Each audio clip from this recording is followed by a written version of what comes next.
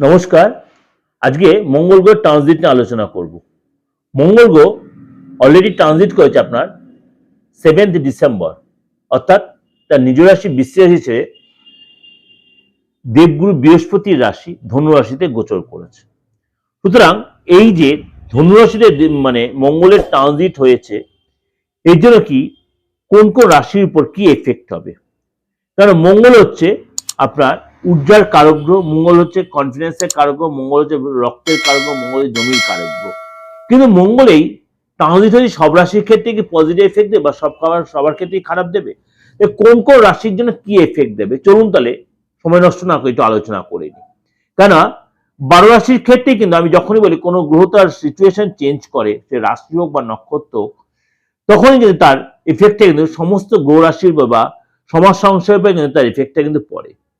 সুতরাং মঙ্গল এই যে ধনু রাশিতে প্রবেশ করেছে, আগামী 45 দিন আপনার কেমন যাবে চলুন তো জেনে। মীন রাশি, মীন রাশি এটা হচ্ছে আপনার দশম ভাবে এই ট্রানজিট হবে। মীন রাশির জন্য আপনার কিন্তু কেরিয়ারের ক্ষেত্রে যথেষ্ট লাভদায়ক হবে। আপনি চাকরির চেষ্টা করছেন, আপনি সরকারি চাকরি প্ল্যান করছেন বা সরকারি চাকরি পরীক্ষা দিয়ে হঠাৎ কোনো গুড নিউজ আপনি পেতে পারেন, বা আপনি চাকরি করছেন, আপনি কোনো আপনার হয়তো মাইনাটা আটকে বা ইনক্রিমেন্টটা প্রমোশনটা আটকে, সেই প্রমোশন হবে, আপনার মন মতো ট্রান্সফার হবে, এই সঙ্গে কিন্তু আপনার দায়িত্ব বৃদ্ধি হবে।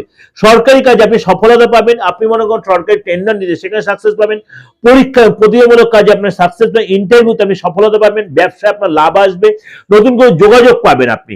কিন্তু রাগ জেদ কন্ট্রোল, ভীষণ রাগ জেদে ক্রোধ বেড়ে যাবে, আপনার শরীর স্বাস্থ্য আগের চেয়ে বেটার হবে, কিন্তু পেটের প্রতি খাওয়া দাওয়ার প্রতি কন্ট্রোল, পেটের রোগ আসতে পারে, মাথাটা যন্ত্রণা করতে, মাইগ্রেনের প্রবলেম হতে পারে, প্রেশারটা বেড়ে যেতে পারে, রাগ জেদ কোনো রাগের ঠেলায় হয়তো আপনি কোনো ভুল কোনো স্টেপ বা কারোর সঙ্গে অশান্তি জড়িয়ে পড়ে, কোনো আইনি ঝামেলা জড়িয়ে পড়ে, পুলিশ ঝামেলা জড়িয়ে পড়তে পারে, বি কেয়ারফুল।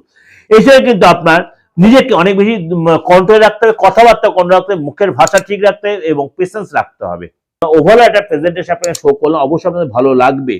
ভালো লাগলে অবশ্যই লাইক করবেন, শেয়ার করবেন, যোগাযোগ করে অবশ্যই বুকিং নেবে, ফোন করে নেবেন 8917232940960106 ফোন করলে আপনি দেশে বা বিদেশে যে কোনো প্রান্ত থেকে আপনার ডেট অফ বার্থ জানা থাকুক না থাকুক, আপনি অবশ্যই যোগাযোগ করতে পারেন। নমস্কার, ভালো থাকবেন।